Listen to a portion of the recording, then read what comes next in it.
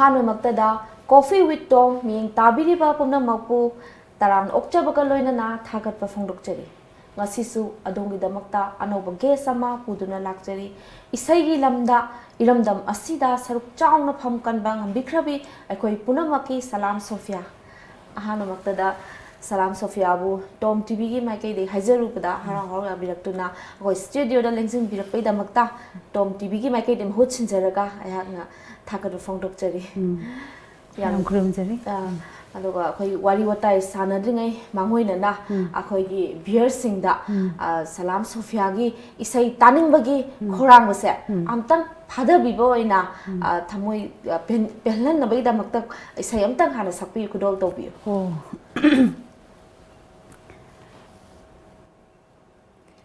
Aigi oidrabaso sangsar se nangi nungsibadi aigini aitagini nangna punsi kong chatki nungsi kong loi oi bidona awat palai tare thamoi sida awat palai tare thamoi sida aigi oidrabaso sangsar se nangi nungsibadi aigini aitagini Karen thagi angawbalai chinda sakchakiba danawba ibani sakchakibani yam nungai jai sur panbi ki bai sing oh yamna haingai tege koina na hongno na mung ningsang je ba matam do stage da sakpi khiba do mitta imang do ji chak bana ningsang ga uba su pangje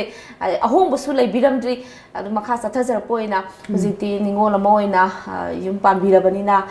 inak sage hong birabani na ipuroi bagi mi ade leifam isa kya su birage mi hapetang thambi oh aigi ipuroi basi naurem imoba ai kawa naurem le kaida yum panjare ai icha nupi ngata ahum sujare nupi ngata ahum oh as adudi nupi ngata ahum ni ma isai di sungchoi soidana pambi bedi yaupiram gani haina khalle mama aduma di soidre amadi yauran huji phongdi khangba ngambidri ba ngamjai ai icha nupi hanse ma se adum isai aina haiba khopa se mangonda isai aina tahoning ba mawong se adum tawre adagi isai ma ai dongna adum isai ngangan ba phagan ba isai sakpada ma isai da dana tana maraki setting isai gi music se si dum yaw na sakpa hai tare surta na music ka se lo yaw bi ni ma amta chi thada bi ta ko chan bi hanje adagi atom bi si chum makhon yam phajai ba ko moi bani se dum isai hai doi ma le do yai ma si madi khara tappe ba dum ma di khara su ikai thigalle do ani sina ikai gandabi do ga ta moi je ichan thoba dum mimang thoba ki dabam yauri ba ani sina moi ani sidi dum haidoi male ina khanbada yam nuai je ado heng isa nupi sina chaur akanda haidi akhoi mioi ba haibse akhoi punamaki mn objects loi leibiri ne ba ko hay mana chaur akana mana mai se iramda masigi singer mo oininge singer oigen harappa matamda mama mo ina kai respond pibi gani support to bigadra kai kamai adugi di aina dum full support pi gani aduga haidi si direct ngakta haite yade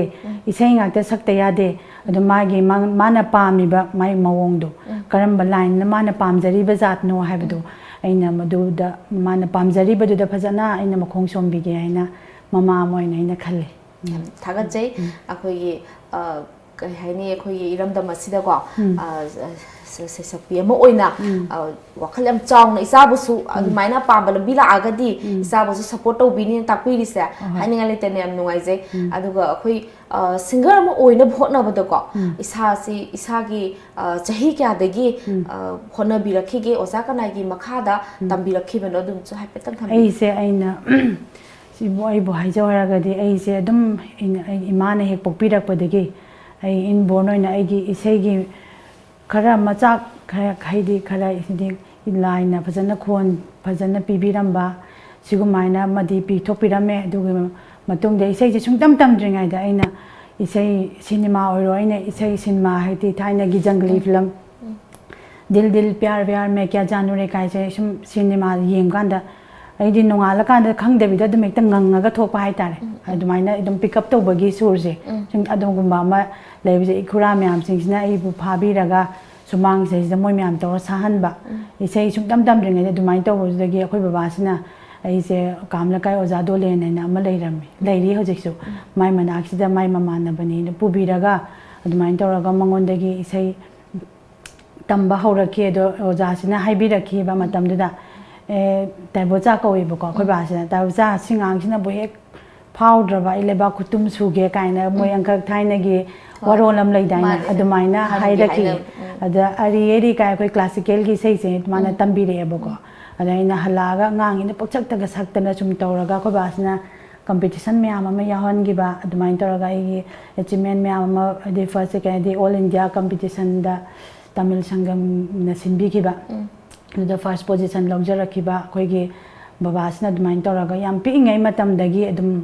ꯑꯩꯅ ꯒ꯭ꯌꯥꯟ ꯇꯥꯔꯛꯄ ꯑꯗꯨꯋꯥꯏꯗꯨꯗꯒꯤ ꯑꯗꯨꯝ ꯑꯩꯈꯣꯏ ꯕꯕꯥꯁꯤꯅ ꯁꯦꯝꯕ ꯍꯧꯕꯤꯔꯛꯑꯒ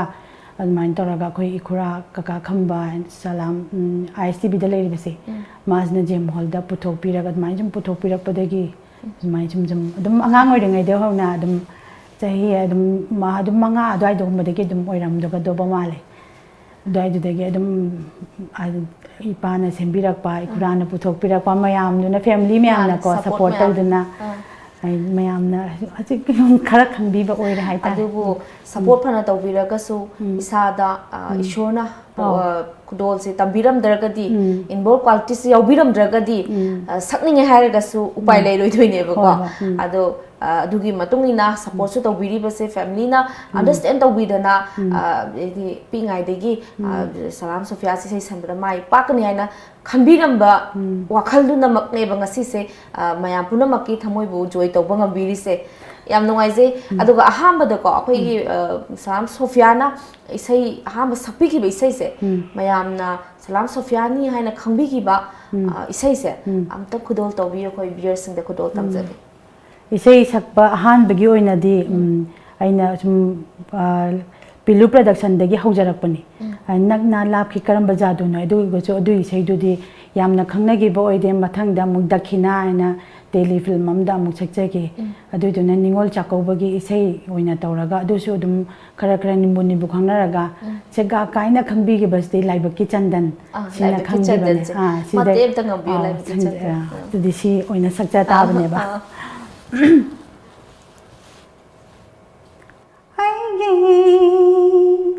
लाइबकी चंदन से अत्तियागी हो अत्तियागी हो अत्तियागी हो अत्तियागी थाजनी थाजनी आएगी मिटके काजल से थंबालेकागी हो थंबालेकागी हो थंबालेकागी हो थंबालेकागी खोई मुनी ताबदा तू चुंगे अदुक मतिक नुंगाई आइगिसु लाइबक फबनी अखोई बियरसिंगसु लाइबक याम फबनी आइदि ngasi isai mateम ngambiraga अखोई म्याम स्टा फंजबसे isai mayek iba amadi compose tawbase haijage ko haigi hekte siguma mistake ama hekte lei hai haudaba haijaraga di moiju haraujadone wasi isai je nine sana macha nei birakpani amadi su pambirakpana akhoi pabong hamomnabana panbirakpani aduga sigi music arranger ogibise akhoi dagit ogit rubragagi mahangna oibikibani amadi producer haisnam brojendro mahangna oibikibani हाइदि थवाई हापिगिबा ओजासिंग हाइतारे को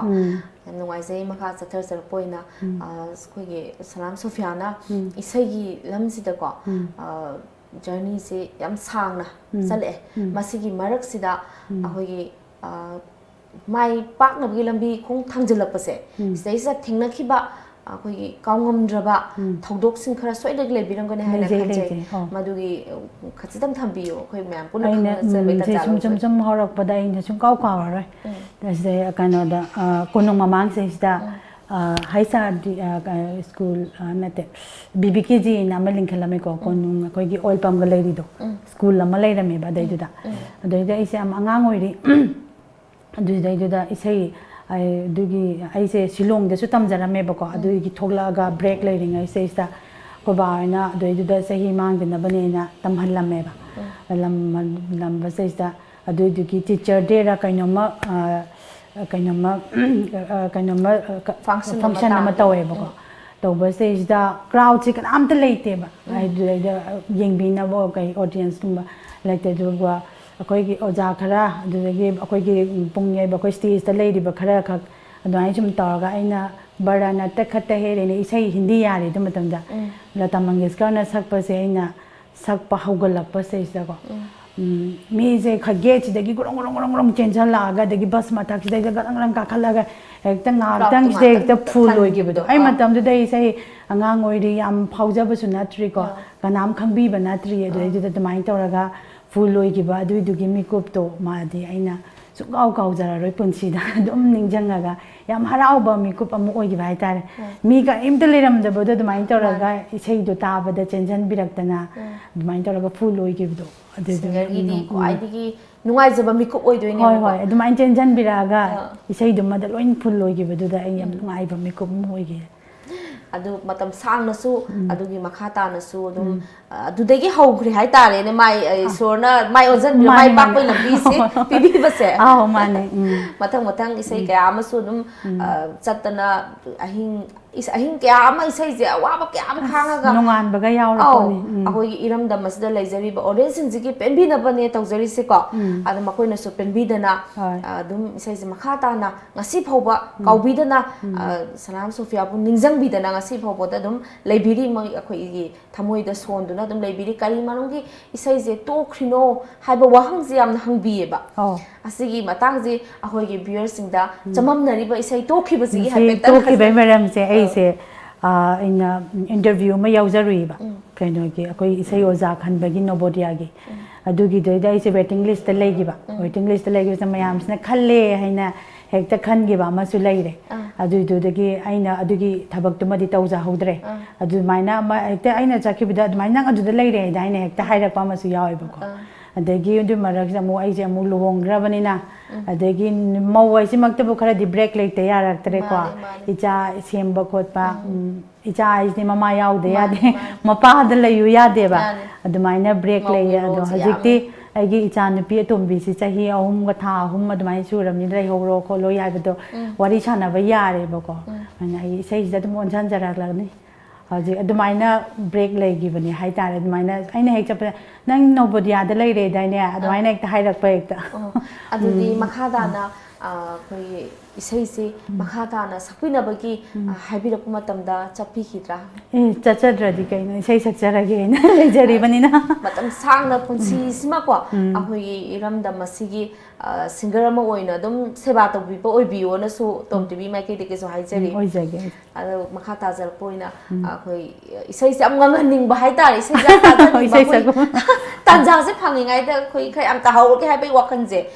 khoi da su phauja ba ade khoi gi viewers sing na su isai je kuina matam sang na ta ba phangjaru da bagi yam taning ba do adu phauja ba ado isai sina akhoi ki site ki request tau jage isai am tan kai na khoi wakhal tau isai do adu tan sapi khoi viewers sing na khoi tam se sei ji dasatin na ibe ki bani ima production naina dage thoi adagi oja tomboy na sur pan bi ki ba ni makhoi na music to bi ki bani sakjage wakhal wakhal nungshi wakhal sina khalak pada nungsi sai hau numito wakhal sina khalak pada nungsi sai hau numito ningsing laki mari mari nungsi satam uraki nangi oina nanak telak ningiri nangi oina nanak telak ningiri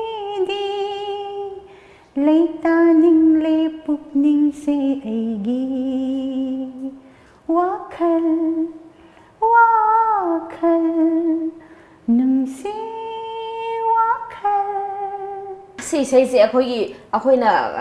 खाइना अखोइगी base high तारेने यामना मयामना थोइदोइदोना पामनाखिबा इसे ओइ एइ सामनसु यामना ngongजाखिबा इसे ओइगी अदुना नेना ngasi request तौजरिसे iPhone खंगदगे फजगिबा अदु ngasi अखोइ वारी वताइ सु मखा ताना सानागिसि अखोइ nghaktang break masa amta longminase Tom TV Coffee with Tom yengbiriba viewers sina nghaktang break masa amta longminase Healthcare products singi fangfam diagnosed instruments healthcare system Office Khoyathong Nagamapal Road Imphal 795001 Branch Office Lalambung Makhong Rims Road near Syndicate Bank Imphal 795001 Complete range star surgical instruments, hospital equipments, OT lights and tables, autoclaves, rehabilitation aids, hospital consumables, healthcare products, diagnostic reagents, hearing aids, blood glucometer, digital BP monitor, air mattress, nebulizer na chingba singi oina New Year gi 20 to 25% discount pizari terms and conditions apply. Hena kupamarol gidamak contact tobirau 038520569092 amadi 7085776993 Ekhoigi email diagnoinst@gmail.com Khudong chaba si manghan biganu Diagnosed Instruments Healthcare System DS Enterprises Kaisamthong na Sinzaba Winter Festival Kwakatel Tidim Ground da Anoba Jahigi Haraw Nungay Marakta Pangtuklagani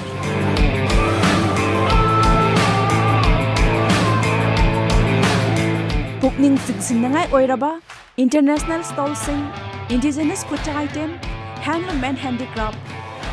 Angang Sing na Kalakcharaba Tongan ba Item Sing VIP Store Asna Sing kaya asna Festival asigi top ba Saktam Oiri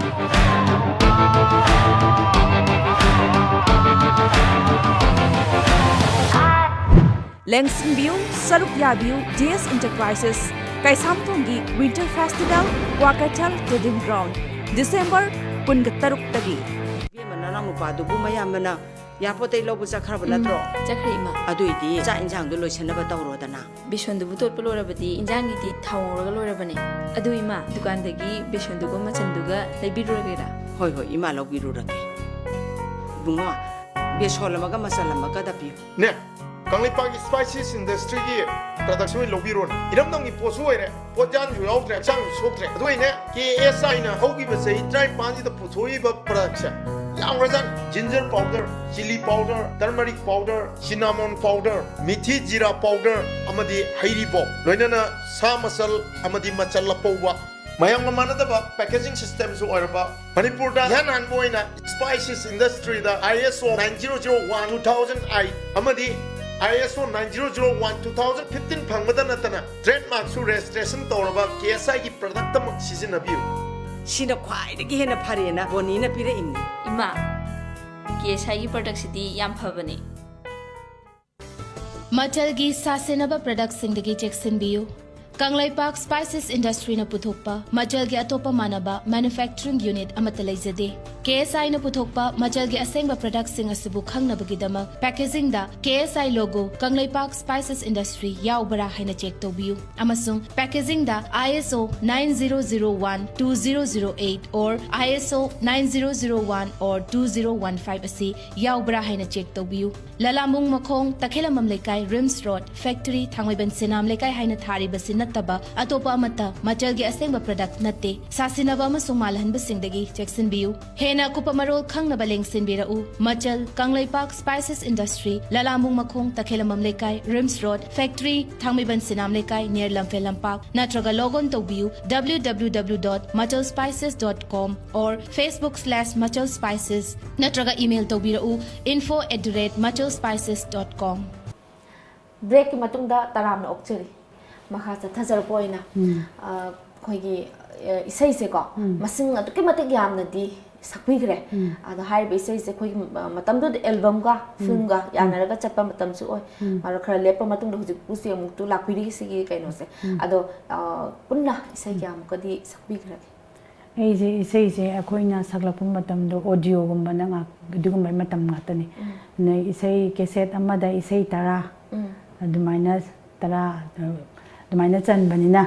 ꯑꯗꯨ ꯇꯔꯥꯒꯨꯝꯕ ꯁꯛꯄꯁꯦ ꯐꯅꯌꯥꯝ ꯌꯥꯝꯃꯦ ꯑꯗꯨꯗꯒꯤ 50-50ꯅ ꯇꯪꯈꯥꯏ ꯁꯛꯄ ꯑꯗꯨꯗꯒꯤ cassette ꯑꯃꯗ ꯑꯗꯨꯝ ꯏꯁꯩ 2-3 ꯌꯥꯎꯕ ꯑꯗꯨꯅ ꯑꯩꯅ ꯏꯁꯩꯁꯦ ꯁꯛꯄ ꯁꯨꯝ ꯍꯧꯒꯠꯂꯛꯄꯁꯦ ꯑꯩꯁꯦ ꯏꯟꯇꯔꯦꯁ ꯑꯃ ꯌꯥꯎꯅ ꯁꯨꯝ ꯃꯁꯤꯡ ꯊꯤꯕ ꯇꯥꯏꯃꯤꯡ ꯑꯃ ꯌꯥꯎꯈꯤꯕꯀꯣ 1000 ꯑꯕꯞꯇꯤ ꯁꯛꯈ꯭ꯔꯦꯕ ꯑꯩꯅ ꯁꯛꯄꯁꯦ ꯑꯗꯨꯒꯤ ꯃꯇꯨꯡ ꯀꯌꯥ ꯁꯨꯔꯛꯑꯕꯅꯣ ꯑꯩꯗꯤ ꯈꯪꯗꯦꯕ ꯑꯩꯅ ꯑꯗꯨ ꯃꯇꯝ ꯍꯦꯛꯇ ꯁꯛꯄꯤꯌꯣꯅꯦ ꯏꯁꯩ ꯀꯩꯅꯣ ꯁꯗꯥꯅꯟꯗꯒ ꯑꯩꯈꯣꯏꯕꯥꯅꯤ ꯇꯪꯈꯥꯏ ꯗꯤꯅꯦꯁ ꯏꯕꯥꯅꯤ ꯑꯗꯨꯃꯥꯏꯅ ꯇꯧꯔꯒ ꯑꯗꯒꯤ ꯑꯩꯈꯣꯏ ꯃꯤꯛꯁ ꯑꯞ ꯇꯧꯔꯒ ꯇꯧꯕ ꯑꯗꯒꯤ ꯑꯩꯒꯤ ꯁꯣꯂꯣ ꯑꯗꯨꯝ 3-4 ꯁꯨꯈ꯭ꯔꯦ 10-10ꯁꯦ ꯑꯗꯨꯃꯥꯏꯅ ꯇꯧ ꯑꯗꯒꯤ ꯑꯃ ꯑꯗꯨꯝ ꯍꯥꯞꯄꯤꯌꯣ ꯍꯥꯏꯅ ꯑꯗꯨꯃꯥꯏꯅ ꯇꯧꯔꯒ ꯂꯥꯛꯄꯁꯦ ꯐꯅꯌꯥꯝ ꯌꯥꯝꯈꯤꯕꯁꯦ ꯑꯩꯅꯅꯦ ꯑꯗꯨꯝ 1000 ꯑꯕꯞ 2200ꯒꯤ ꯑꯕꯞꯇꯤ ꯑꯣꯏꯈ꯭ꯔꯦꯕꯀꯣ ꯑꯗꯨꯒ ꯁꯨꯝ ꯃꯌꯥꯝꯅ ꯈꯪꯕꯤꯕꯕꯨꯗꯤ ꯑꯗꯨꯝ ꯈꯔ ꯈꯇꯪ ꯑꯣꯏꯈꯤꯕ ꯑꯗꯨꯒ ꯏꯁꯩꯁꯦ ꯃꯁꯤꯡꯁꯦ ꯁꯨꯝ ꯍꯥꯏꯗꯤ ꯀꯦꯁꯦꯠꯇꯨꯗ ꯌꯥꯎꯈꯤꯕ ꯃꯁꯤꯡꯁꯦ ꯑꯗꯒꯤ 2-3 ꯌꯥꯎꯕꯗ 7 ꯁꯤꯁꯇꯔ ꯀꯥꯏ ꯑꯩꯈꯣꯏ ꯅꯨꯄꯤ ꯉꯥꯛꯇꯒꯤ ꯅꯝꯈꯤꯕ ꯑꯗꯨꯒꯨꯝꯕꯗꯁꯨ ꯑꯗꯨꯝ 3 ꯑꯗꯨꯝ ꯃꯁꯤꯡꯁꯦ ꯑꯗꯨꯝ ꯈꯇꯪ ꯌꯥꯝꯇꯪꯅ ꯑꯗꯨꯝ ꯆꯠꯈꯤꯕ ꯍꯥꯏꯇꯥꯔꯦ ꯑꯗꯨ ꯍꯥꯏꯗꯤ ꯃꯁꯤꯡꯁꯦ ꯑꯗꯨꯛꯀꯤ ꯃꯇꯤꯛ ꯌꯥꯝꯃꯕꯅꯤꯅ ꯌꯥꯝꯈ꯭ꯔꯦ ꯏꯁꯩꯁꯦ ꯂꯣꯏꯅ ꯅꯤꯡꯁꯤꯡꯕꯤꯔꯤꯕ ꯂꯣꯏꯅ ꯀꯥꯎꯕꯁꯨ ꯌꯥꯎꯋꯦ ꯍꯥꯏꯗꯤ ꯊꯥꯔꯛꯑꯀꯥꯟꯗꯀꯣ ꯑꯩꯅ ꯁꯤ ꯁꯛꯀꯤ ꯁꯨꯔ ꯑꯟꯇꯔꯥꯒꯁꯦ ꯀꯥꯎꯈꯤꯕꯒꯁꯨ ꯑꯗꯨꯝ ꯌꯥꯎꯋꯦꯕ ꯑꯩꯅ ꯁꯛꯈꯤꯕꯅꯤ ꯀꯥꯏ ꯀꯣꯟꯅ ꯋꯥꯈꯜꯗꯨꯗ ꯂꯥꯛꯄꯗꯣ ꯑꯗꯒꯤ ꯃꯌꯦꯛꯁꯦ ꯎꯔꯒ ꯁꯤ ꯏꯁꯩꯁꯦ ꯀꯃꯥꯏꯅ ꯁꯛꯈꯤꯕꯅꯣ ꯀꯥꯏ ꯑꯗꯨꯁꯨ ꯀꯥꯎꯕ ꯑꯗꯨꯝ ꯌꯥꯎꯔꯦ ꯌꯥꯝ ꯅꯨꯡꯉꯥꯏꯖꯩ ꯑꯗꯨꯒ ꯑꯩꯈꯣꯏꯒꯤ ꯑꯩꯈꯣꯏꯅ ꯏꯁꯩ ꯁꯂꯥꯝ ꯁꯣꯐꯤꯌꯥꯅ ꯑꯥꯎꯠꯁꯥꯏꯗꯇ ꯇꯥꯃꯤꯜꯗ ꯏꯁꯩ ꯁꯛꯄꯒꯤ ꯃꯇꯥꯡꯒꯤꯗꯣ ꯑꯗꯨ ꯀꯃꯥꯏꯅ ꯇꯧꯔꯒ ꯆꯠꯄꯤꯈꯤꯕꯅꯣ ꯀꯃꯥꯏꯅ ꯇꯧꯕꯅꯣ ꯍꯥꯏꯐꯦꯠꯇꯪ ꯑꯩꯈꯣꯏ ꯃꯌꯥꯝꯗ ꯈꯪꯖꯅꯕꯒꯤ ꯁꯤꯒꯤ ꯇꯥꯟꯖꯥ ꯏꯁꯩꯒꯤ ꯃꯇꯥꯡꯁꯦ ꯑꯩꯈꯣꯏ ꯏꯃꯥꯟꯅꯕ ꯍꯦꯝꯆꯟꯗ꯭ꯔ ꯍꯥꯏꯅ ꯑꯃ ꯂꯩꯔꯝꯃꯦ ꯈꯣꯡꯅꯥꯡ ꯐꯩꯗꯦꯛꯄꯤꯗꯒꯤ ꯃꯥꯒ ꯑꯩꯈꯣꯏꯒꯁꯦ ꯁꯨꯝ ꯀ꯭ꯂꯣꯖ ꯑꯣꯏꯅ ꯁꯨꯝ ꯑꯩꯈꯣꯏ ꯌꯨꯝꯗ ꯍꯦꯛ ꯂꯥꯛꯄ ꯏꯁꯩ ꯁꯨꯝ ꯃꯥꯁꯨ ꯏꯁꯩ ꯏꯕ ꯅꯨꯄꯥꯅꯦꯕꯀꯣ ꯃꯥꯒꯤ ꯊ꯭ꯔꯨꯗꯒꯤ ꯏꯃꯥꯟꯅꯕ ꯑꯃꯃꯨꯛ ꯔꯤꯁꯤ ꯍꯥꯏꯅ ꯃꯣꯏꯕꯥꯅꯤꯁꯦ ꯂꯥꯛꯄ ꯁꯤꯁꯤꯗ ꯃꯥ ꯔꯤꯁꯤ ꯍꯥꯏꯁꯤꯅ ꯃꯥꯅ ꯆꯦꯟꯅꯥꯏꯗ ꯃꯥꯁꯦ ꯀꯤꯕꯣꯔꯗ ꯇꯝꯕꯅꯦꯕꯀꯣ ꯑꯗꯨꯗꯩꯗ ꯃꯥꯅ ꯁꯣꯐꯤꯌꯥ ꯅꯪꯒꯤ ꯁꯨꯝ ꯍꯤꯟꯗꯤ ꯐꯤꯂꯝ ꯑꯅꯝꯕ ꯍꯤꯟꯗꯤꯒꯤ ꯏꯁꯩ ꯀꯩꯅꯣ ꯑꯅꯝꯕꯒꯨꯝꯕ ꯂꯩꯔꯗꯤ ꯀꯩꯅꯣ ꯇꯧꯒꯦ ꯃꯥ ꯁꯨꯝ ꯄꯨꯈꯤꯒꯦ ꯇꯥꯍꯟꯒꯦꯅ ꯍꯥꯏꯕ ꯑꯗꯩꯗ ꯇꯤ ꯁꯤꯔꯤꯁꯀꯤ ꯅꯨꯄꯥ ꯑꯃ ꯑꯩꯈꯣꯏ ꯃꯅꯤꯄꯨꯔꯁꯤꯗꯒꯤ ꯁꯨꯝ ꯃꯣꯏ ꯁꯤꯡꯒꯔ ꯊꯤꯕ ꯂꯥꯛꯑꯝꯃꯦꯕꯀꯣ ꯑꯗꯨꯝ ꯈꯔ ꯇꯦꯂꯦꯟ ꯂꯩꯕ ꯃꯤꯁꯤꯡ ꯃꯣꯏꯅ ꯄꯥꯝꯖꯕ ꯍꯟꯇꯧꯕ ꯂꯥꯛꯑꯝꯃꯦ ꯑꯗꯨꯗꯨꯒꯤ ꯑꯩꯅ ꯅꯝꯕ ꯍꯥꯏꯇꯥꯔꯦꯀꯣ ꯅꯝꯃꯒ ꯊꯝꯕ ꯂꯩꯕ ꯑꯗꯨ ꯂꯩꯕꯁꯤꯗ ꯑꯗꯨ ꯀꯦꯁꯦꯠꯁꯦ ꯃꯉꯣꯟꯗ ꯄꯤꯈꯤꯕꯀꯣ ꯑꯗꯨꯗ ꯄꯤꯈꯤꯕꯁꯤꯗ ꯍꯧꯖꯤꯛꯀꯤ ꯀꯩꯅꯣ ꯃꯥꯒ ꯍꯦꯛ ꯌꯥꯝ ꯀ꯭ꯂꯣꯖ ꯑꯣꯏꯅ ꯄꯨꯟꯕꯖꯥꯠꯅꯤ ꯁ꯭ꯔꯤꯀꯥꯟ ꯍꯥꯏꯅ ꯃꯣꯏꯒꯤ ꯃꯐꯝꯗꯨꯒꯤ ꯑꯐꯥꯎꯕ ꯃꯣꯏ ꯗꯦꯕꯥ ꯍꯥꯏꯅ ꯅꯨꯄꯥꯁꯤꯒꯤ ꯃꯆꯥꯁꯤ ꯃꯉꯣꯟꯗ ꯇꯥꯍꯟꯕꯁꯤꯗ ꯃꯥꯅ ꯁꯨꯝ ꯄꯥꯝꯖꯗꯅ ꯃꯥꯅ ꯏꯁꯩ ꯑꯃ ꯊꯥꯔꯛꯈꯤꯕ ꯗꯦꯃꯣ ꯑꯣꯏꯅ ꯃꯣꯏꯅ ꯁꯤꯗ ꯁꯛꯆꯟꯕꯤꯔꯒ ꯑꯝꯇ ꯊꯥꯔꯛꯑꯣꯏꯅ ꯑꯗꯨꯒꯤꯁꯦ ꯑꯩꯅ ꯕꯤꯟꯗꯤꯌꯥ ꯔꯦꯀꯣꯔꯗꯤꯡꯗ ꯇꯧꯔꯒ ꯊꯥꯈꯤꯕꯁꯤꯗ ꯄ꯭ꯔꯣꯅꯥꯎꯟꯁꯤꯌꯦꯁꯟ ꯈꯤꯇꯪ ꯁꯣꯏꯕ ꯌꯥꯎꯕ ꯍꯥꯏꯇꯥꯔꯦ ꯃꯣꯏ ꯃꯔꯣꯟꯗꯣ ꯍꯦꯛ ꯇꯥꯗꯕ ꯑꯗꯨꯗ ꯑꯗꯨꯃꯥꯏꯅ ꯇꯧꯔꯒ ꯂꯥꯛꯑꯒ ꯁꯦꯝꯗꯣꯛꯁꯦ ꯂꯥꯛꯑꯣꯅ ꯍꯥꯏꯔꯒ ꯑꯗꯨꯃꯥꯏꯅ ꯆꯠꯈꯤꯕꯅꯦꯕ ꯆꯠꯂꯀꯥꯟꯁꯤꯗ ꯎꯗꯤꯠ ꯅꯥꯔꯥꯌꯟꯒ ꯇꯧꯔꯒ ꯑꯗꯨꯃꯥꯏꯅ ꯑꯔꯖꯨꯅ ꯃꯨꯚꯤꯗꯨꯝ ꯑꯔꯖꯨꯅ ꯑꯗꯨꯒꯤ ꯃꯣꯏꯒꯤ ꯐꯤꯂꯝꯁꯦ ꯁꯤꯁꯦ ꯑꯗꯨꯃꯥꯏꯅ ꯇꯧꯔꯒ ꯑꯗꯨꯒꯤꯗꯨ ꯐꯪꯖꯈꯤ ꯑꯗꯨꯛꯀꯤ ꯃꯇꯤꯛ ꯃꯤꯀꯨꯞꯇꯨꯗ ꯌꯥꯝ ꯅꯨꯡꯉꯥꯏꯔꯝꯒꯅꯤ ꯅꯨꯡꯉꯥꯏ ꯏꯁꯥꯗ ꯑꯗꯨꯒꯤ ꯁꯤꯡꯒꯔ ꯃꯇꯨꯡ ꯑꯃ ꯃꯥꯅ ꯑꯗꯨꯝ ꯆꯦꯟꯅꯥꯏꯗ ꯂꯩꯔꯣ ꯃꯥ ꯑꯣꯐꯔ ꯃꯌꯥꯝ ꯄꯤꯒꯦ ꯍꯥꯏꯌꯦꯕꯀꯣ ꯑꯗꯨꯒ ꯑꯩꯈꯣꯏꯒꯤꯅ ꯑꯃꯨꯛ ꯑꯩꯒꯤ ꯂꯥꯏꯕꯛ ꯊꯤꯕ ꯍꯥꯏꯇꯥꯔꯦ ꯑꯩꯈꯣꯏ ꯕꯕꯥ ꯂꯩꯁꯟꯈꯤꯗꯕ ꯑꯗꯩ ꯏꯌꯥꯝꯕꯒꯨꯝꯕ ꯑꯃ ꯂꯩꯍꯧꯗꯕ ꯑꯩꯈꯣꯏꯒꯤꯗꯤ ꯃꯅꯤꯄꯨꯔꯒꯤ ꯆꯠꯅꯕꯤꯗꯤ ꯍꯥꯏꯗꯤ ꯏꯇꯣꯝꯗ ꯆꯠꯄ ꯌꯥꯗꯦꯗꯣ ꯑꯗꯨꯃꯥꯏꯅ ꯇꯧꯔꯒ ꯑꯩꯒꯤ ꯃꯗꯨ ꯐꯪꯈꯤꯕꯗꯨꯁꯨ ꯑꯩꯒꯤ ꯏꯅꯥꯎꯅꯨꯄꯥ ꯍꯧꯖꯤꯛꯇꯤ ꯑꯃꯦꯔꯤꯀꯥ ꯂꯩꯈ꯭ꯔꯦꯕꯀꯣ ꯃꯥꯁꯦ ꯆꯦꯟꯅꯥꯏꯗ ꯑꯗꯨ ꯃꯇꯝꯗꯨꯗ ꯂꯩꯔꯤꯕ ꯏꯟꯖꯤꯅꯤꯌꯔ ꯑꯣꯏꯅ ꯑꯗꯨ ꯃꯥꯏ ꯃꯅꯥꯛꯇ ꯂꯩꯔꯒ ꯑꯗꯨꯃꯥꯏꯅ ꯇꯧꯔ ꯁꯥꯍꯧꯕꯅꯦꯕ ꯑꯗꯨꯒ ꯑꯗꯨꯃꯥꯏꯅ ꯑꯩꯒꯤ ꯕꯦꯛꯀꯤꯡꯗ ꯆꯠꯃꯤꯟꯅꯕꯒꯨꯝꯕ ꯂꯩ ꯍꯥꯏꯗꯤ ꯑꯩꯈꯣꯏꯒꯤ ꯈꯨꯔꯥ ꯃꯌꯥꯝꯁꯨ ꯂꯩ ꯃꯣꯏꯁꯨ ꯍꯥꯏꯗꯤ ꯃꯁꯥꯒꯤ ꯐꯦꯃꯤꯂꯤ ꯄꯨꯖꯕꯅꯤꯅꯀꯣ ꯑꯩꯒꯤ ꯑꯣꯏꯅ ꯑꯗꯨꯃꯥꯏꯅ ꯕꯦꯛꯀꯤꯡꯗ ꯏꯄꯥ ꯂꯩꯁꯟꯈꯤꯗꯕ ꯑꯗꯨꯒꯨꯝꯕꯗꯨꯅ ꯃꯇꯨꯡ ꯃꯌꯥꯝ ꯑꯃꯁꯨ ꯐꯪꯒꯗꯕꯗꯣ ꯑꯗꯨꯒꯤ ꯆꯥꯟꯁꯇꯣ ꯑꯩꯒꯤ ꯅꯥꯟꯊꯣꯛꯈ꯭ꯔꯦ ꯂꯥꯏꯕꯛ ꯊꯤꯕ ꯍꯥꯏꯇꯥꯔꯦ ꯂꯥꯏꯕꯛ ꯊꯤꯕꯅꯦꯅꯁꯨ ꯂꯧꯕꯤꯕ ꯌꯥꯗꯦ ꯉꯁꯤ ꯑꯩꯈꯣꯏ ꯑꯗꯨꯛꯀꯤ ꯃꯇꯤꯛ ꯃꯌꯥꯝꯅ ꯅꯨꯡꯁꯤꯕꯤꯗꯅ ꯃꯌꯥꯝꯅ ꯄꯥꯝꯕꯤꯗꯅ ꯃꯌꯥꯝꯅ ꯃꯁꯛ ꯈꯪꯕꯤꯗꯅ ꯑꯩꯈꯣꯏ ꯏꯔꯝꯗꯝ ꯑꯁꯤꯗ ꯐꯝ ꯌꯥꯝ ꯆꯥꯎꯅ ꯑꯗꯨꯝ ꯀꯟꯕꯤꯔꯤ ꯍꯥꯏꯇꯥꯔꯦꯀꯣ ꯑꯗꯨ ꯃꯈꯥ ꯇꯥꯖꯔꯛꯄꯅ ꯑꯩꯈꯣꯏꯒꯤ ꯏꯟꯈꯠꯂꯛꯏꯕ ꯁꯤꯡꯒꯔꯁꯤꯡꯁꯦ ꯁꯤꯗꯩꯁꯤꯗ ꯀꯔꯤ ꯃꯦꯁꯦꯖ ꯄꯤꯕꯤꯅꯤꯡꯕ ꯃꯣꯏꯗ ꯀꯔꯤ ꯒꯥꯏꯗ ꯄꯤꯕꯤꯅꯤꯡꯕ ꯁꯤꯡꯒꯔ ꯑꯃ ꯑꯣꯏꯔꯒꯗꯤ ꯑꯩꯈꯣꯏꯒꯤ ꯃꯉꯣꯟꯗ ꯌꯥꯎꯒꯗꯕ ꯒꯨꯟꯁꯤꯡꯁꯦ ꯌꯥꯝꯅ ꯃꯔꯨ ꯑꯣꯏꯔꯤꯕꯁꯤꯡꯁꯦ ꯀꯔꯤ ꯍꯥꯏꯕꯗꯣ ꯈꯖꯤꯛꯇꯪ ꯍꯥꯏꯕꯤꯌꯨ ꯐꯣꯡꯗꯣꯛꯄꯤꯌꯨ ꯃꯔꯨ ꯑꯣꯏꯅ ꯁꯤꯡꯒꯔ ꯑꯃ ꯑꯣꯏꯅ ꯐꯖꯅ ꯔꯤꯌꯥꯖ ꯇꯧꯕ ꯇꯥꯏꯀꯣ ꯑꯗꯨꯗꯒꯤ ꯑꯣꯖꯥ ꯒꯨꯔꯨ ꯊꯛꯁꯤ ꯈꯥꯁꯤ ꯅꯥꯏꯕ ꯑꯗꯨꯗꯒꯤ ꯃꯥꯅ ꯑꯗꯨꯝ ꯂꯦꯞꯄ ꯂꯩꯇꯅ ꯃꯥꯒꯤꯗꯨꯗꯒꯤꯗ ꯍꯣꯠꯅꯖꯗꯅ ꯍꯥꯏꯗꯤ ꯑꯅꯧꯕ ꯄꯣꯠꯁꯦ ꯑꯅꯧꯕ ꯐꯖꯕ ꯃꯤꯅ ꯄꯥꯝꯅꯕ ꯍꯥꯏꯗꯤ ꯄꯣꯠ ꯑꯅꯧꯕ ꯐꯖꯕ ꯁꯤ ꯄꯥꯝꯅꯕꯅꯤꯅ ꯑꯗꯨ ꯃꯌꯥꯝ ꯃꯌꯦꯛ ꯐꯖꯕ ꯈꯟꯗꯅꯀꯣ ꯑꯗꯨꯃꯥꯏꯅ ꯇꯧꯔꯒ ꯑꯗꯨꯝ ꯑꯗꯨꯒꯨꯝꯕꯗ ꯅꯩꯅꯕ ꯃꯤꯗꯨꯗꯤ ꯑꯗꯨꯝ ꯍꯦꯟꯅ ꯑꯞꯒ꯭ꯔꯦꯗ ꯂꯛꯀꯅꯤ ꯍꯥꯏꯕ ꯊꯥꯖꯩ ꯑꯗꯨꯝ ꯑꯅꯝꯕꯅ ꯂꯣꯏꯅꯃꯛ ꯑꯩꯈꯣꯏ ꯁꯤ ꯃꯈꯥ ꯇꯥꯔꯤꯕꯁꯤꯡꯁꯦ ꯑꯗꯨꯝ ꯊꯛꯁꯤ ꯈꯥꯁꯤꯅ ꯌꯥꯝ ꯗꯤꯁꯤꯄ꯭ꯂꯤꯟ ꯂꯩꯅ ꯑꯗꯨꯝ ꯆꯠꯂꯤꯗ ꯍꯥꯏꯗꯤ ꯔꯣꯖꯤ ꯃꯩꯁꯅꯥꯝ ꯍꯣꯏꯁꯨ ꯃꯣꯏ ꯐꯣꯛꯀꯤ ꯑꯣꯏꯖꯔꯒꯁꯨ ꯎꯅꯕꯗ ꯌꯥꯝ ꯅꯨꯡꯁꯤ ꯍꯥꯏꯕ ꯍꯥꯏꯗꯤ ꯍꯩꯁꯅꯥꯝ ꯍꯥꯏꯁꯦ ꯍꯧꯖꯤꯛ ꯃꯣꯏ ꯐ꯭ꯌꯨꯖꯟꯒꯤ ꯊꯣꯛꯂꯛꯏꯁꯦ ꯑꯩꯈꯣꯏ ꯎꯕꯗ ꯍꯥꯏꯗꯤ ꯏꯆꯦ ꯀꯥꯏ ꯈꯣꯏꯔꯝꯗꯅꯀꯣ ꯑꯩꯈꯣꯏꯅ ꯌꯥꯝ ꯁꯦꯅꯤꯌꯔꯃꯛ ꯅꯠꯇ꯭ꯔꯒꯁꯨ ꯃꯥꯒꯤ ꯗꯤꯁꯤꯄ꯭ꯂꯤꯟꯗꯣ ꯑꯩꯅ ꯌꯥꯝ ꯄꯦꯟꯖꯩꯌꯦꯕ ꯑꯇꯩꯁꯨ ꯑꯗꯨꯝ ꯂꯣꯏꯅꯃꯛ ꯑꯗꯨꯝ ꯅꯨꯡꯁꯤꯗ ꯂꯣꯏꯅ ꯑꯗꯨꯝ ꯍꯥꯏꯗꯤ ꯃꯣꯏꯁꯨ ꯑꯗꯨꯝ ꯀꯩꯁꯨ ꯌꯥꯝꯅ ꯑꯩꯅ ꯍꯥꯏꯅꯤꯡꯉꯥꯏ ꯂꯩꯇꯦ ꯑꯗꯨꯝ ꯃꯣꯏ ꯂꯣꯏ ꯃꯁꯥꯅ ꯃꯇꯤꯛ ꯆꯥꯖꯩ ꯍꯥꯏꯅ ꯑꯩꯅ ꯈꯜꯂꯦꯕ ꯎꯕꯗ ꯑꯗꯨꯃꯛꯄꯁꯨ ꯇꯨꯡ ꯀꯣꯏꯅ ꯑꯗꯨꯒꯤ ꯕꯥꯎꯟꯗ꯭ꯔꯤꯗꯣ ꯍꯥꯏꯇꯥꯔꯦ ꯕꯥꯎꯟꯗ꯭ꯔꯤꯁꯦ ꯆꯦꯠꯅ ꯑꯗꯨꯝ ꯐꯥꯔꯒ ꯆꯠꯄꯗꯨꯗꯤ ꯑꯗꯨꯝ ꯀꯩꯁꯨꯝ ꯁꯣꯊꯍꯧꯔꯔꯣꯏ ꯍꯥꯏꯖꯅꯤꯡꯉꯤ ꯌꯥꯝ ꯅꯨꯡꯉꯥꯏꯖꯩ ꯑꯗꯨꯗꯤ ꯃꯈꯥ ꯆꯠꯊꯖꯔꯛꯄ ꯑꯣꯏꯅ ꯑꯩꯈꯣꯏ ꯏꯁꯩ ꯑꯃꯇꯪ ꯑꯃꯨꯛ ꯁꯛꯄꯤꯌꯣꯅ ꯍꯥꯏꯖꯒꯦ ꯏꯁꯥꯅ ꯈ꯭ꯋꯥꯏꯗꯒꯤ ꯄꯥꯝꯖꯕ ꯑꯩꯅ ꯈ꯭ꯋꯥꯏꯗꯒꯤ ꯄꯥꯝꯖꯕꯁꯦ ꯏꯁꯩꯁꯦ ꯑꯔꯥꯡꯕꯒꯤꯗꯒꯤ ꯑꯣꯏꯅ ꯈꯨꯗꯣꯜ ꯇꯝꯕꯤꯌꯨ ꯑꯩꯒꯤꯁꯦ ꯑꯔꯥꯡꯕꯒꯤ ꯍꯥꯏꯔꯒꯗꯤ ꯀꯩꯅꯣꯗꯣ ꯇꯥꯔꯦꯅꯦ ꯑꯗꯨꯗꯤ ꯑꯩꯗꯤ ꯌꯥꯝ ꯂꯥꯡꯕ ꯂꯩꯖꯗꯕꯅꯤꯅꯀꯣ ꯅꯨꯡꯁꯤꯕꯗꯤ ꯍꯧꯕꯇ ꯉꯥꯏꯔꯤ ꯀꯣꯏꯔꯨꯁꯤ ꯍꯥꯟꯅ ꯍꯥꯏꯔꯛꯏ ꯅꯨꯡꯁꯤꯕ ꯀꯧꯕꯅꯤꯅ ꯉꯝꯂꯣꯏ ꯍꯥꯏꯕ ꯉꯝꯖꯗꯦ ꯇꯞꯅ ꯇꯞꯅ ꯅꯨꯡꯁꯤꯔꯛꯄꯅ ꯎꯔꯗꯤ ꯂꯩꯕ ꯉꯝꯂꯛꯇꯔꯦ ꯇꯞꯅ ꯇꯞꯅ ꯅꯨꯡꯁꯤꯔꯛꯄꯅ ꯎꯔꯗꯤ ꯂꯩꯕ ꯉꯝꯂꯛꯇꯔꯦ ꯅꯨꯡꯁꯤꯕꯗꯤ ꯍꯧꯕꯇ ꯉꯥꯏꯔꯤ ꯀꯣꯏꯔꯨꯁꯤ ꯍꯥꯟꯅ ꯍꯥꯏꯔꯛꯏ ꯁꯤꯁꯨ ꯁꯣꯅꯥꯂꯤ ꯏꯕꯥꯅꯤ 50-50 ꯑꯣꯏꯈꯤꯕꯅꯦꯕ ꯑꯗꯨꯒꯤ ꯃꯈꯥ ꯇꯥꯔꯛꯄ ꯅꯨꯡꯁꯤꯕ ꯀꯧ ꯑꯗꯨ ꯃꯈꯥꯗ ꯍꯥꯏꯐꯦꯠꯇꯪ ꯉꯪꯕꯤꯌꯣ ꯑꯗꯨ ꯎꯅꯕ ꯆꯠꯂꯨꯔꯒ ꯍꯜꯂꯛꯄꯗ ꯃꯍꯥꯛꯅ ꯄꯤꯔꯛꯄ ꯅꯨꯡꯁꯤ ꯆꯤꯊꯤꯗꯣ ꯀꯔꯤ ꯏꯔꯤꯗꯕꯅꯣ ꯈꯪꯅꯤꯡꯕꯅ ꯂꯥꯡꯇꯛꯅꯩ ꯌꯨꯝ ꯌꯧꯕ ꯉꯥꯏ ꯉꯝꯗꯦ ꯑꯩꯈꯣꯏ ꯑꯅꯤ ꯅꯨꯡꯁꯤꯅꯔꯗꯨꯅ ꯁꯥꯟꯅꯈꯤꯕ ꯋꯥꯔꯤ ꯀꯌꯥꯗꯣ ꯆꯠꯅ ꯆꯠꯅ ꯅꯤꯡꯁꯤꯡꯂꯒ ꯊꯃꯣꯏꯗ ꯏꯗꯣꯝ ꯅꯣꯛꯆꯩꯗꯣ ꯆꯠꯅ ꯆꯠꯅ ꯅꯤꯡꯁꯤꯡꯂꯒ ꯊꯃꯣꯏꯗ ꯏꯗꯣꯝ ꯅꯣꯛꯆꯩꯗꯣ ꯅꯨꯡꯁꯤꯕꯗꯤ ꯍꯧꯕꯇ ꯉꯥꯏꯔꯤ ꯀꯣꯏꯔꯨꯁꯤ ꯍꯥꯟꯅ ꯍꯥꯏꯔꯛꯏ ꯁꯤꯒꯤ ꯏꯁꯩꯁꯦ ꯌꯥꯝꯅ ꯑꯩꯈꯣꯏꯅ ꯉꯪꯖꯔꯛꯄ ꯏꯁꯩ ꯑꯣꯏꯌꯦ ꯑꯩ ꯌꯥꯝ ꯇꯣꯏꯅ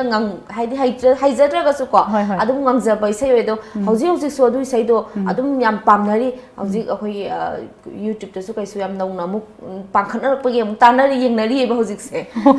ꯑꯗꯨ ꯄꯥꯌꯜꯅ ꯀꯨꯝꯕꯤꯈꯤꯀꯣ ꯑꯦꯛꯇꯣ ꯑꯗꯨꯒ ꯀꯥꯝꯁꯇ ꯇꯧꯈꯤꯕ ꯌꯥꯝ ꯅꯨꯡꯉꯥꯏꯖꯩ ꯑꯗ ꯃꯈꯥ ꯆꯠꯊꯖꯔꯛꯄ ꯑꯣꯏꯅ ꯑꯩꯈꯣꯏꯒꯤ ꯏꯁꯥꯁꯦ ꯍꯧꯖꯤꯛꯇꯤ ꯁꯤꯡꯒꯔ ꯑꯃ ꯑꯣꯏꯕꯤꯔꯦꯀꯣ ꯁꯤꯡꯒꯔꯁꯦ ꯑꯣꯏꯕꯤꯔꯝꯗ꯭ꯔꯒꯗꯤ ꯏꯁꯥꯅ ꯀꯦꯔꯤꯌꯔꯒꯤ ꯂꯥꯏꯟꯁꯤꯗꯀꯣ ꯀꯔꯤ ꯊꯕꯛ ꯑꯣꯏꯅ ꯄꯥꯝꯕꯤꯒꯦ ꯀꯔꯤ ꯊꯕꯛ ꯑꯣꯏꯅ ꯇꯧꯕꯤꯔꯝꯒꯦ ꯈꯟꯕꯤꯔꯝꯒꯦ ꯑꯩꯁꯦ ꯁꯤꯡꯒꯔꯁꯦ ꯁꯤꯡꯒꯔ ꯈꯤꯇꯪ ꯂꯥꯞꯅ ꯊꯝꯕꯤꯔꯝꯒꯦ ꯑꯩꯈꯣꯏꯒꯤꯗꯤ ꯑꯩꯈꯣꯏ ꯕꯕꯥ ꯍꯣꯏꯁꯦ ꯕꯤꯖꯤꯅꯦꯁꯇꯒꯤ ꯍꯧꯔꯛꯄꯅꯦꯀꯣ ꯑꯩꯈꯣꯏ ꯕꯕꯥ ꯍꯣꯏ ꯐꯤ ꯀꯔꯕꯥꯔ ꯐꯤ ꯌꯣꯜꯂꯦ ꯑꯩꯈꯣꯏ ꯃꯥꯅ ꯑꯃꯨꯛ ꯍꯥꯎꯐꯤ ꯀꯩꯀꯥꯁꯦ ꯌꯣꯜꯂꯦꯕꯀꯣ ꯁꯤꯒꯤꯁꯤꯗ ꯐꯝꯃꯦ ꯑꯗꯨꯅ ꯑꯩ ꯋꯥꯈꯜꯗ ꯑꯩꯁꯨ ꯑꯗꯨꯝ ꯕꯤꯖꯤꯅꯦꯁꯇ ꯂꯩꯔꯝꯗꯧ ꯃꯥꯜꯂꯦ ꯍꯥꯏꯗꯤ ꯕꯤꯖꯤꯅꯦꯁꯁꯦ ꯕꯤꯖꯤꯅꯦꯁꯀꯤ ꯃꯆꯥꯅꯤꯅ ꯕꯤꯖꯤꯅꯦꯁ ꯀꯣꯛ ꯑꯃ ꯑꯗꯨꯝ ꯌꯥꯎꯋꯦꯕ ꯃꯥꯅꯦ ꯍꯥꯏꯗꯤ ꯏꯃꯥꯒ ꯕꯕꯥꯒꯒꯤ ꯑꯗꯨꯝ ꯋꯥꯈꯜꯂꯣꯟꯗꯣ ꯑꯗꯨꯝ ꯆꯦꯟꯕꯤꯔꯒ ꯕꯤꯖꯤꯅꯦꯁꯀꯤ ꯂꯥꯏꯟꯁꯤꯗ ꯑꯣꯏꯅ ꯂꯩꯕꯤꯔꯝꯒꯅꯦꯕꯀꯣ ꯑꯩ ꯍꯣꯏ ꯊꯕꯛ ꯏꯟꯈꯥꯡ ꯍꯥꯏꯗꯤ ꯑꯣꯐꯤꯁꯀꯤ ꯇꯧꯔꯝꯕꯁꯨ ꯌꯥꯏ ꯑꯗꯨꯏꯁꯨ ꯑꯩꯅ ꯍꯦꯛ ꯁꯨꯝ ꯅꯛꯁꯟꯅ ꯈꯟꯕꯁꯦ ꯑꯗꯨꯃꯥꯏꯅ ꯇꯧꯔꯝꯗꯣꯏ ꯃꯥꯜꯂꯦꯅ ꯈꯜꯂꯦ ꯑꯗꯨꯗꯤ ꯍꯧꯖꯤꯛ ꯍꯧꯖꯤꯛꯁꯨ ꯑꯗꯨꯗꯤ ꯑꯩꯒꯤ ꯋꯥꯈꯜꯂꯣꯟꯗꯣ ꯑꯗꯨ ꯑꯗꯨꯝ ꯄꯥꯡꯊꯣꯛꯄꯤꯕ ꯌꯥꯔꯤꯀꯣ ꯏꯁꯩ ꯁꯛꯅ ꯁꯥꯏꯠꯇ ꯕꯤꯖꯤꯅꯦꯁ ꯇꯧꯕꯁꯨ ꯑꯗꯨꯝ ꯌꯥꯕ ꯑꯣꯏꯕꯤꯔꯤꯕꯅꯤꯅ ꯌꯥꯕꯖꯥꯠꯅꯤ ꯑꯩꯈꯣꯏꯒꯤ ꯍꯧꯖꯤꯛ ꯅꯨꯄꯥ ꯃꯌꯨꯝꯒꯤꯁꯤꯁꯨ ꯑꯩꯈꯣꯏꯒꯤ ꯑꯗꯨꯝ ꯁꯥꯝꯇꯨ ꯀꯩꯀꯥꯒꯤ ꯑꯗꯨꯃꯥꯏꯅ ꯌꯨꯝ ꯑꯃꯒ ꯀꯣꯟ ꯑꯃꯒ ꯂꯩꯕ ꯃꯐꯝꯅꯦꯕ ꯑꯗꯨꯅ ꯃꯣꯏꯁꯤꯗꯤ ꯑꯗꯨꯝ ꯍꯣꯡꯅ ꯐꯪꯉꯦꯕ ꯐꯤꯁꯤꯁꯨ ꯍꯥꯏꯗꯤ ꯃꯈꯣꯡ ꯑꯣꯏꯔꯝꯅꯤꯅꯀꯣ ꯑꯗꯨꯒ ꯑꯃꯨꯛ ꯕꯖꯥꯔꯗ ꯑꯃꯨꯛ ꯊꯥꯕꯅꯦꯕ ꯏꯁꯥꯗ ꯁꯥꯕꯒ ꯌꯥꯎꯕꯤꯔꯛꯄ꯭ꯔꯣ ꯑꯩꯗꯣ ꯏꯁꯥꯗꯤ ꯑꯗꯨꯗꯤ ꯑꯩꯈꯣꯏꯗꯤ ꯁꯥꯗꯦ ꯑꯗꯨꯒ ꯍꯥꯏꯗꯤ ꯑꯩꯈꯣꯏꯒꯤ ꯃꯐꯝꯁꯤꯐꯥꯎꯕ ꯑꯩꯈꯣꯏ ꯏꯅꯦꯝꯕꯣꯛꯁꯨ ꯀꯣꯟ ꯁꯥꯏꯀꯣ ꯑꯩꯈꯣꯏ ꯑꯗꯨꯋꯥꯏꯒꯤ ꯑꯅꯝꯕꯅ ꯂꯣꯏ ꯁꯥꯏꯕ ꯑꯗꯨꯅ ꯃꯈꯣꯡꯒꯤꯅ ꯍꯣꯡꯉꯦꯕ ꯑꯗꯨꯅ ꯑꯩꯈꯣꯏ ꯍꯟꯗꯛ ꯂꯩꯃꯔꯣꯜ ꯂꯩꯅꯥ ꯑꯃ ꯑꯩꯈꯣই ꯃꯧ ꯉꯥꯛꯇꯒꯤ ꯇꯧꯈꯤꯕꯁꯦ ꯁꯤꯒꯤ ꯃꯣꯏꯒꯤ ꯂꯦꯡꯌꯥꯟꯁꯤꯁꯨ ꯑꯩꯈꯣꯏꯗꯨꯗ ꯍꯣꯡꯉꯕꯅꯤꯅꯀꯣ ꯑꯩꯈꯣꯏꯗꯨꯗꯒꯤ ꯑꯣꯏꯅ ꯂꯩꯔꯒꯀꯣ ꯄ꯭ꯔꯦꯖꯦꯟ ꯄꯤꯒꯦꯕ ꯍꯣꯡꯕꯗ ꯅꯠꯇꯅ ꯐꯖꯕꯁꯨ ꯐꯖꯩ ꯑꯩꯈꯣꯏꯒꯤ ꯃꯩꯇꯩꯒꯤ ꯑꯣꯏꯕ ꯅꯥꯠꯀꯤ ꯑꯣꯏꯕꯁꯤ ꯐꯖꯕꯁꯦꯀꯣ ꯍꯦꯜꯂꯤꯕꯅꯤꯅ ꯑꯗꯨ ꯌꯥꯝꯅ ꯑꯩꯈꯣꯏ ꯄꯨꯝꯅꯃꯛꯀꯤꯗꯤ ꯂꯥꯏꯕꯛ ꯌꯥꯝ ꯐꯕꯅꯦ ꯑꯗꯣ ꯑꯔꯣꯏꯕꯗꯀꯣ ꯑꯩꯈꯣꯏ ꯇꯣꯝ ꯇꯤꯚꯤꯁꯦ ꯃꯅꯤꯄꯨꯔꯒꯤ ꯑꯍꯥꯟꯕ ꯐꯥꯔꯁ ꯁꯦꯇꯦꯂꯥꯏꯠ ꯆꯦꯅꯦꯜꯅꯦꯕ ꯑꯁꯤ ꯄꯨꯊꯣꯛꯆꯔꯛꯄꯁꯤꯗ ꯁꯤꯡꯒꯔ ꯑꯃ ꯑꯣꯏꯅ ꯀꯔꯤ ꯐꯥꯎꯕꯤꯒꯦ? ꯌꯥꯝ ꯅꯨꯡꯉꯥꯏꯕ ꯑꯃ ꯐꯥꯎꯖꯩ ꯑꯩꯈꯣꯏ ꯁꯨꯃꯥꯏꯅ ꯃꯅꯤꯄꯨꯔꯗꯒꯤ ꯁꯨꯃꯥꯏꯅ ꯇꯧꯔꯤꯁꯤ ꯑꯩꯅ ꯌꯥꯝꯅ ꯑꯗꯨꯝ ꯅꯨꯡꯉꯥꯏꯖꯩ ꯍꯥꯏꯇꯥꯔꯦ ꯃꯈꯣꯏ ꯇꯣꯝ ꯇꯤꯚꯤꯅ ꯁꯨꯃꯥꯏꯅ ꯐꯥꯔꯁ ꯁꯦꯇꯦꯂꯥꯏꯠ ꯑꯃ ꯄꯨꯊꯣꯛꯄꯤꯕꯁꯦ ꯑꯩꯈꯣꯏ ꯁꯤꯡꯒꯔꯗ ꯅꯠꯇꯦ ꯑꯥꯔꯇꯤꯁ ꯅꯠꯇꯦ ꯏꯔꯝꯗꯝꯁꯤꯗ ꯂꯩꯔꯤꯕ ꯑꯩꯈꯣꯏ ꯄꯨꯝꯅꯃꯛꯀꯤ ꯈ꯭ꯋꯥꯏꯗꯒꯤ ꯂꯥꯏꯕꯛ ꯐꯕꯅꯤ ꯇꯥꯟꯖꯥꯁꯤꯀꯣ ꯑꯗꯨꯅ ꯑꯩꯈꯣꯏꯒꯤ ꯚꯤꯌꯔꯁꯤꯡꯅꯁꯨ ꯑꯩꯈꯣꯏꯒꯤ ꯇꯣꯝ ꯇꯤꯚꯤꯕꯨ ꯌꯦꯡꯕꯤꯔꯤꯕ ꯚꯤꯌꯔꯁꯤꯡꯁꯤꯅ ꯁꯞꯄꯣꯔꯠ ꯇꯧꯕꯤꯌꯨ ꯂꯩꯖꯔꯤꯕꯁꯤ ꯇꯣꯝ ꯇꯤꯚꯤꯅ ꯑꯩꯈꯣꯏ ꯄꯨꯝꯅꯃꯛꯀꯤꯅꯤ ꯑꯗꯨꯅ ꯑꯩꯈꯣꯏ ꯇꯨꯡ ꯁꯥꯡꯅ ꯃꯇꯝ ꯁꯥꯡꯅ ꯁꯦꯇꯦꯂꯥꯏꯠ ꯑꯁꯤꯕꯨ ꯃꯥꯏ ꯄꯥꯛꯅꯕꯒꯤꯗꯃꯛꯇ ꯃꯌꯥꯝꯗꯒꯤꯁꯨ ꯑꯁꯤꯔꯕꯥꯗ ꯅꯤꯖꯔꯤ ꯕꯣꯔ ꯅꯤꯖꯔꯤ ꯑꯩꯅꯁꯨ ꯅꯤꯖꯔꯤ ꯑꯩꯈꯣꯏꯒꯤ ꯑꯔꯣꯏꯕ ꯑꯣꯏꯅ ꯁꯣꯐꯤꯌꯥ ꯁꯂꯥꯝꯗꯒꯤꯀꯣ ꯑꯩꯈꯣꯏꯅ ꯈꯪꯖꯅꯤꯡꯕ ꯑꯃꯈꯛꯇꯪꯗꯤ ꯂꯩ ꯑꯗꯣ ꯋꯥꯍꯪꯁꯤꯅ ꯑꯔꯣꯏꯕꯁꯨ ꯑꯣꯏꯖꯒꯦ ꯁꯣꯐꯤꯌꯥ ꯁꯂꯥꯝꯒꯤ ꯏꯄꯥꯝꯁꯦ ꯍꯪꯖꯍꯧꯗ꯭ꯔꯦ ꯏꯄꯥꯝꯁꯤꯅ ꯀꯩ ꯂꯝ? ꯏꯄꯥꯝꯁꯤꯗꯤ ꯌꯥꯝ ꯅꯛꯑꯦ ꯁꯂꯥꯝ ꯂꯩꯀꯥꯏ ꯋꯥꯍꯦꯡ ꯂꯩꯀꯥꯏꯒꯤ ꯍꯦꯛ ꯊꯪꯅꯅ ꯂꯩꯔꯤꯁꯦ ꯁꯤꯗꯩꯗꯅꯤ ꯏꯃꯥꯒ ꯕꯕꯥꯒꯤ ꯃꯤꯡ? ꯏꯃꯥ ꯑꯩꯈꯣꯏ ꯕꯕꯥꯗꯤ ꯂꯩꯈꯤꯗ꯭ꯔꯦ ꯂꯦꯠ ꯁꯂꯥꯝ ꯏꯕꯣꯝꯆꯥ ꯃꯤꯇꯩ ꯏꯃꯥꯅ ꯁꯂꯥꯝ ꯋꯥꯡꯕꯤ ꯉꯥꯡꯕꯤꯇꯣꯟ ꯂꯩꯃ ꯏꯁꯥꯒꯤ ꯏꯆꯤꯟ ꯏꯅꯥꯎꯗꯤ? ꯏꯆꯤꯟ ꯏꯅꯥꯎꯅ 5ꯅꯤ ꯅꯨꯄꯤ 4 ꯅꯨꯄꯥ 1ꯇꯪ ꯅꯨꯄꯥꯅ ꯏꯇꯣꯟ ꯇꯣꯜꯂꯦ ꯑꯩꯅ ꯏꯆꯤꯟ ꯏꯅꯥꯎꯗ ꯅꯨꯄꯤ ꯌꯥꯏꯃ ꯌꯥꯝ ꯅꯨꯡꯉꯥꯏꯖꯩ ꯇꯣꯝ ꯇꯤꯚꯤꯒꯤ ꯃꯥꯏꯀꯩꯗꯒꯤ ꯍꯥꯏꯅꯤꯡꯉꯥꯏ ꯂꯩꯇꯅ ꯑꯃꯨꯛꯀꯁꯨ ꯍꯟꯅ ꯁꯣꯐꯤꯌꯥꯕꯨ ꯊꯥꯒꯠ ꯋꯥꯍꯩ ꯐꯣꯡꯗꯣꯛꯆꯔꯤ ꯉꯁꯤꯒꯤ ꯑꯣꯏꯅꯗꯤ ꯇꯣꯝ ꯇꯤꯚꯤꯒꯤ ꯃꯤꯌꯦꯡ ꯇꯥꯕꯤꯔꯤꯕ ꯄꯨꯝꯅꯃꯛꯇꯒꯤ ꯑꯌꯥꯕ ꯂꯧꯖꯔꯒ ꯀꯥꯏꯅꯅꯕ ꯌꯥꯊꯪ ꯂꯧꯖꯔꯤ ꯃꯊꯪꯒꯤ ꯅꯨꯃꯤꯠꯇꯁꯨ ꯑꯃꯨꯛ ꯑꯩꯈꯣꯏ ꯑꯅꯧꯕ ꯒꯦꯁ ꯑꯃ ꯄꯨꯗꯨꯅ ꯂꯥꯛꯆꯒꯦ ꯈꯨꯗꯣꯜ ꯇꯝꯖꯒꯦ ꯉꯁꯤꯒꯤ ꯑꯣꯏꯅꯗꯤ ꯀꯥꯏꯅꯅꯕ ꯌꯥꯊꯪ ꯂꯧꯖꯔꯤ